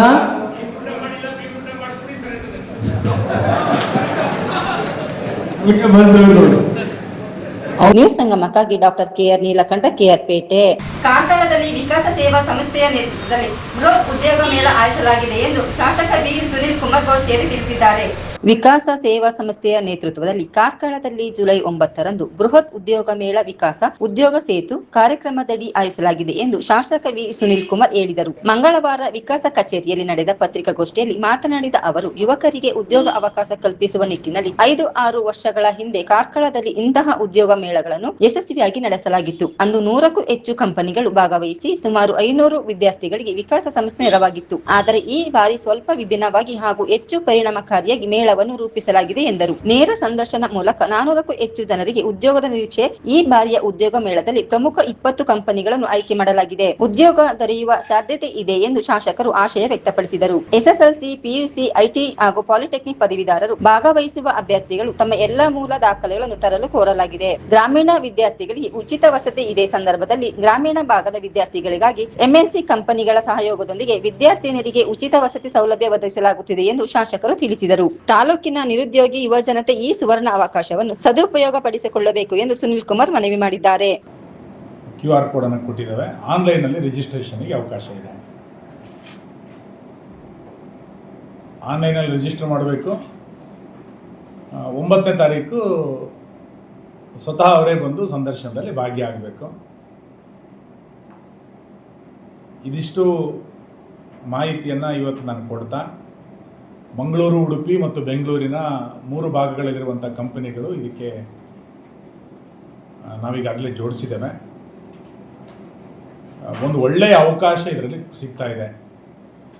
ನಾವು ಹಿಂದೆ ಕಾರ್ಕಳದಲ್ಲಿ ಉದ್ಯೋಗ ಮೇಳ ಮಾಡಿದಾಗ 2,500-3,000ಕ್ಕೂ ಹೆಚ್ಚು ಅರ್ಜಿಗಳನ್ನು ತೆಗೆದುಕೊಂಡಿದ್ದೆ. 100ಕ್ಕೂ ಹೆಚ್ಚು ಕಂಪನಿಗಳು ಬಂದಿದ್ದವು. ನಾವೀಗ ಸ್ವಲ್ಪ ಸೀಮಿತ ಮಾಡಿರೋದೇನಕ್ಕೆ ಅಂತ ಕೇಳಿದರೆ, ಹೆಚ್ಚು ಅವಕಾಶಗಳು ಸಿಗಬೇಕು ಅನ್ನುವ ಕಾರಣಕ್ಕೆ ಯಾವ ಕಂಪನಿಗೆ ಎಷ್ಟು ಉದ್ಯೋಗಕ್ಕೆ ಅವ್ರ ವೇಕೆನ್ಸಿ ಖಾಲಿ ಇದೆ ಅನ್ನೋದನ್ನು ನಾವೇ ಗುರುತಿಸಿ ವೈಯಕ್ತಿಕವಾಗಿ ಆ ಕಂಪನಿಯ ಪ್ರಮುಖರ ಜೊತೆಗೆ ಮಾತಾಡಿ ಅಂಥವ್ರನ್ನ ಇವತ್ತು ಆಹ್ವಾನಿಸ್ತಾ ಇದ್ದೇವೆ. ಹಾಗಾಗಿ 300ರಿಂದ 400 ಜನರಿಗೆ ಕೆಲಸ ಆಗುತ್ತೆ ಅನ್ನುವಂಥ ವಿಶ್ವಾಸ ಇದೆ. ನಾವು ಕಾರ್ಕಳದಲ್ಲಿ KJTTಯನ್ನು, ಕರ್ನಾಟಕ ಜರ್ಮನ್ ಟ್ರೈನಿಂಗ್ ಟೆಕ್ನಾಲಜಿ ಸೆಂಟರನ್ನು ಮಾಡಿದಾಗ ಗ್ರಾಮೀಣ ಪ್ರದೇಶದ ವಿದ್ಯಾರ್ಥಿಗಳಿಗೆ ಇದು ಅನುಕೂಲ ಆಗಬೇಕು ಅಂತ ಆ ಕೋರ್ಸನ್ನು ಟ್ರೈನಿಂಗನ್ನು ಮಾಡಿತ್ತು. ಸಂತೋಷ, ನಮಗೆ ಗೊತ್ತಿದೆ ಸುಮಾರು 600-700ಕ್ಕೂ ಹೆಚ್ಚು ಜನ ಪ್ಲೇಸ್ಮೆಂಟ್ ಆಗಿದೆ ಈಗಾಗಲೇ ಆ ಕಾಲೇಜಿನ ಮುಖಾಂತರ. ಮತ್ತು ಈ ರೀತಿ ಪ್ರೊಫೆಷನಲ್ ವಿದ್ಯಾರ್ಥಿಗಳಿಗೆ ಅನುಕೂಲ ಆಗಬೇಕು ಅನ್ನೋ ಕಾರಣಕ್ಕೆ ಕಾರ್ಕಳದಲ್ಲಿ ITI ಕಾಲೇಜನ್ನು ಪ್ರಾರಂಭ ಮಾಡಿದ್ದು, ಪಾಲಿಟೆಕ್ನಿಕನ್ನು ಪ್ರಾರಂಭ ಮಾಡಿದ್ದು, KJTTಯನ್ನು ಪ್ರಾರಂಭ ಮಾಡಿದ್ದು, ನರ್ಸಿಂಗ್ ಕಾಲೇಜನ್ನು ಪ್ರಾರಂಭ ಮಾಡಿದ್ದು. ಇವೆಲ್ಲವೂ ಕೂಡ ಕಾರ್ಕಳದ ಯುವಕರಿಗೆ ಅನುಕೂಲ ಆಗಬೇಕು ಅಂತಲೇ ನಾವು ಇದನ್ನು ಮಾಡಿದ್ದು. ಈಗ ಅದರ ಮುಂದುವರೆದ ಭಾಗವಾಗಿ ಇದನ್ನು ನಾವು ಮಾಡ್ತಾ ಇದ್ದೇವೆ. ನಾನು ಮತ್ತೆ ವಿನಂತಿ ಮಾಡ್ತೇನೆ, ಈ ಸದುಪಯೋಗವನ್ನು ವಿದ್ಯಾರ್ಥಿಗಳು, ವಿಶೇಷವಾಗಿ ಪಾಸ್ಔಟ್ ಆಗಿರುವಂಥವ್ರು, ಡಿಗ್ರಿ ಓದ್ತಾ ಇರೋರೇ ಬಂದರೆ ಮತ್ತು ಕಷ್ಟ, ಡಿಗ್ರಿ ಪಾಸ್ಔಟ್ ಆಗಿರುವಂಥವ್ರು, PUC ಓದಿ ಮತ್ತು ಇನ್ಯಾವುದನ್ನು ಮಾಡೋಕ್ಕಾಗ್ತಾ ಇಲ್ಲ ಅನ್ನುವಂಥ ವಿದ್ಯಾರ್ಥಿಗಳು ಇದಕ್ಕೆ ಬಂದರೆ ತುಂಬ ಅನುಕೂಲತೆಗಳಾಗುತ್ತೆ ಅನ್ನುವಂಥ ವಿಶ್ವಾಸ ಇದೆ. ಸುಮಾರು 5-6 ವರ್ಷಗಳ ಹಿಂದೆ ನಮ್ಮ ತಾಲೂಕಿನ ಯುವಕರಿಗೆ ಅನುಕೂಲ ಆಗಬೇಕು ಅನ್ನುವ ಕಾರಣಕ್ಕೆ ಒಂದು ಬೃಹತ್ ಉದ್ಯೋಗ ಮೇಳವನ್ನು ಕಾರ್ಕಳದಲ್ಲಿ ಮಾಡಿದ್ದು ನಮಗೆ ನೆನಪಿದೆ. ಸುಮಾರು 100ಕ್ಕೂ ಹೆಚ್ಚು ಕಂಪನಿಗಳು ಆ ಉದ್ಯೋಗ ಮೇಳದಲ್ಲಿ ಭಾಗವಹಿಸಿತ್ತು. ಸುಮಾರು 500ಕ್ಕೂ ಹೆಚ್ಚು ಜನರಿಗೆ ಆ ಉದ್ಯೋಗ ಮೇಳದಲ್ಲಿ ಬೇರೆ ಬೇರೆ ಕಂಪನಿಗಳಲ್ಲಿ ಉದ್ಯೋಗವನ್ನು ಒದಗಿಸಲಿಕ್ಕೆ ಬೇಕಾದಂಥ ನೆರವನ್ನು ವಿಕಾಸ್ ಸೇವಾ ಸಂಸ್ಥೆ ಮಾಡಿತ್ತು. ಅದಾದ ಬಳಿಕ ನಾನು ಸಚಿವನಾಗಿದ್ದಂಥ ಸಂದರ್ಭದಲ್ಲಿ ಮತ್ತು ನಮ್ಮ ಸರ್ಕಾರ ಇದ್ದಂಥ ಸಂದರ್ಭದಲ್ಲಿ ನಮ್ಮ ಕಚೇರಿಗೆ ಯಾರು ಉದ್ಯೋಗವನ್ನು ಅರಸಿ ಬರ್ತಾರೆ ಅಂಥವರಿಗೆ ನಮ್ಮ ಸಂಪರ್ಕವನ್ನು ಬಳಸಿ ಬೇರೆ ಬೇರೆಯವರಿಗೆ ಉದ್ಯೋಗಕ್ಕೆ ನೆರವಾಗುವಂಥ ಕೆಲಸವನ್ನು ನಾವು ಮಾಡ್ತಾ ಬಂದಿದ್ವಿ. ಈಗ ಅದನ್ನು ಮುಂದುವರಿಸಿ ಜುಲೈ 9ನೇ ತಾರೀಕು ವಿಕಾಸ ಉದ್ಯೋಗ ಸೇತು ಅನ್ನುವಂಥ ಒಂದು ಹೊಸ ಯೋಚನೆಯನ್ನ ಕಾರ್ಕಳ ಮತ್ತು ಉಡುಪಿಯ ಜಿಲ್ಲೆಯ ಯುವಕರಿಗೆ ನಾವು ಕೊಡ್ತಾ ಇದ್ದೇವೆ. ಸ್ವಲ್ಪ ಉದ್ಯೋಗ ಮೇಳಕ್ಕಿಂತ ಭಿನ್ನವಾಗಿ ಇದನ್ನು ನಡೆಸಬೇಕು ಅಂತ ಯೋಚನೆ ಮಾಡಿದೆ. ಆಯ್ಕೆ ಮಾಡಿದಂಥ ಒಂದು 20 ಕಂಪನಿಗಳನ್ನು ನಾವು ಕರೆಸ್ತಾ ಇದ್ದೇವೆ. ಈಗಾಗಲೇ ಆ ಎಲ್ಲ ಕಂಪನಿಗಳ ಜೊತೆಗೆ ವೈಯಕ್ತಿಕವಾಗಿ ಮಾತುಕತೆಗಳನ್ನು ಮಾಡಿದ್ದೇವೆ.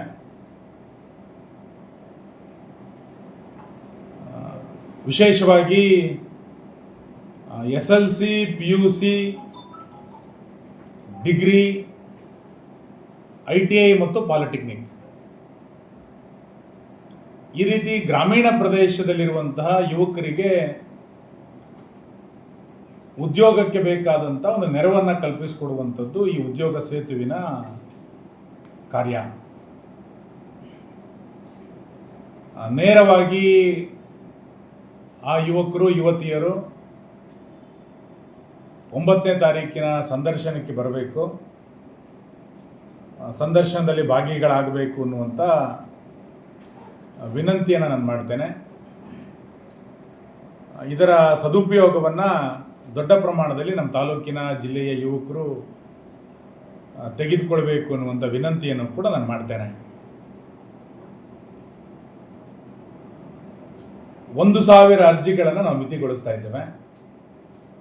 ಯಾಕೆಂದರೆ ಬೆಳಗಿಂದ ಸಂಜೆಯ ತನಕ ಸಾವಿರಾರು ಸಂಖ್ಯೆಯಲ್ಲಿ ಬಂದರೆ ಇಂಟ್ರ್ಯೂವನ್ನು ಮಾಡಲಿಕ್ಕೆ ಸ್ವಲ್ಪ ಕಷ್ಟ ಸಾಧ್ಯ.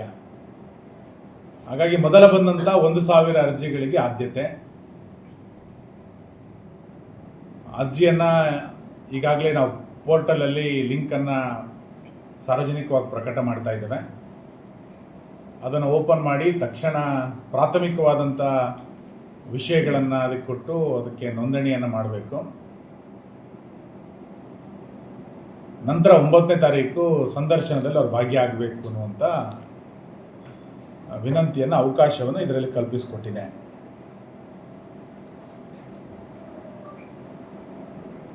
ಈಗಾಗಲೇ ಪೂರ್ವಭಾವಿಯಾಗಿ ಮಾತಾಡಿರುವಂಥ ಎಲ್ಲ ಕಂಪನಿಗಳು ಕೂಡ ಸಂತೋಷದಿಂದ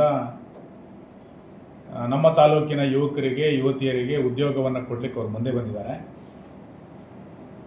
ನನ್ನ ನಿರೀಕ್ಷೆಯ ಪ್ರಕಾರ 1,000 ಜನ ಸಂದರ್ಶನದಲ್ಲಿ ಭಾಗಿಯಾದರೆ ಹತ್ತತ್ರ 400ಕ್ಕೂ ಹೆಚ್ಚು ಜನರಿಗೆ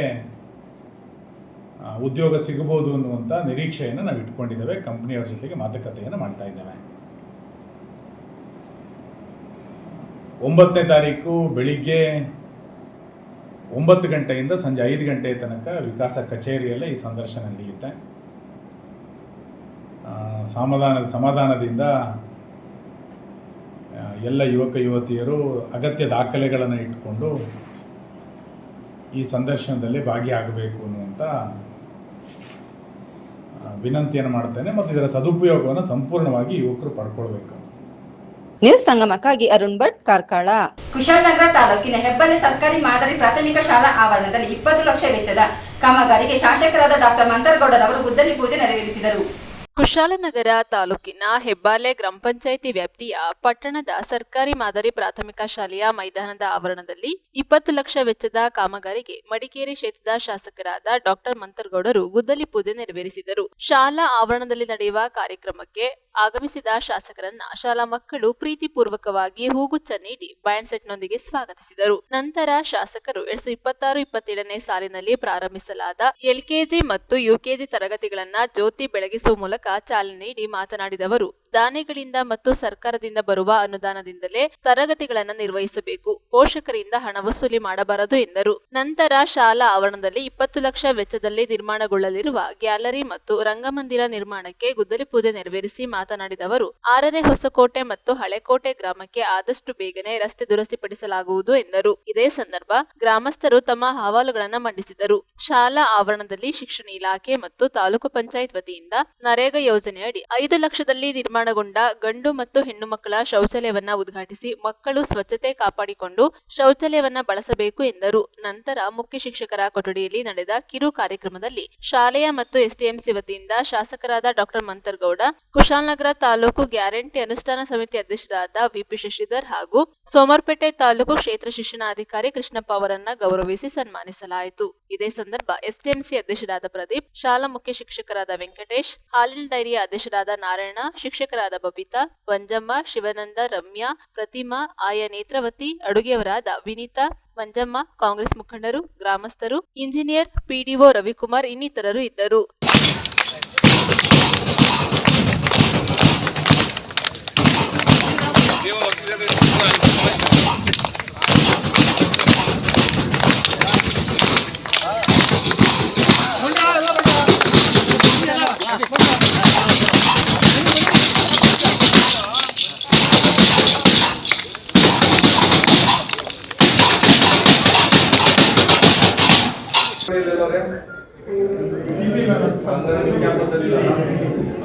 ಅಂಗನವಾಡಿಗೆ ಅವ್ರ ಹತ್ರ ಮಾತಾಡ್ಸ್ಕೊಂಡು ಇಲ್ಲಿಗೆ ಕೊಡಲಿಕ್ಕೆ ಪ್ರಯತ್ನ ಮಾಡಿ.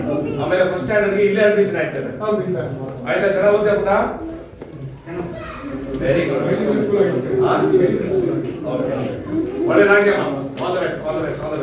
ನ್ಯೂಸ್ ಸಂಗಮಕ್ಕಾಗಿ doctor H M Raghukoti, Kushalnagar. ಕೊನೆಯಲ್ಲಿ ಮತ್ತೊಮ್ಮೆ ಹೆಡ್ಲೈನ್ಸ್.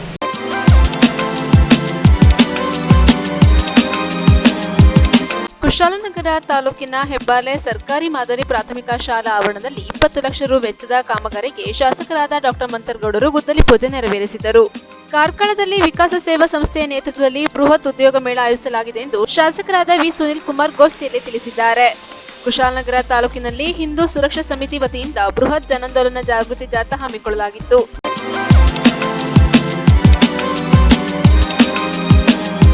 ಇಲ್ಲಿಗೆ ನ್ಯೂಸ್ ಸಂಗಮ ಮುಕ್ತಾಯವಾಯಿತು. ಸುದ್ದಿ, ಮಾಹಿತಿ, ಮನೋರಂಜನೆಗಾಗಿ ನೋಡ್ತಾ ಇರಿ ಸಂಗಮ ಟಿವಿ. ವಂದನೆಗಳಿಗೆ ಮಂಜು ಬೈಕುಪ.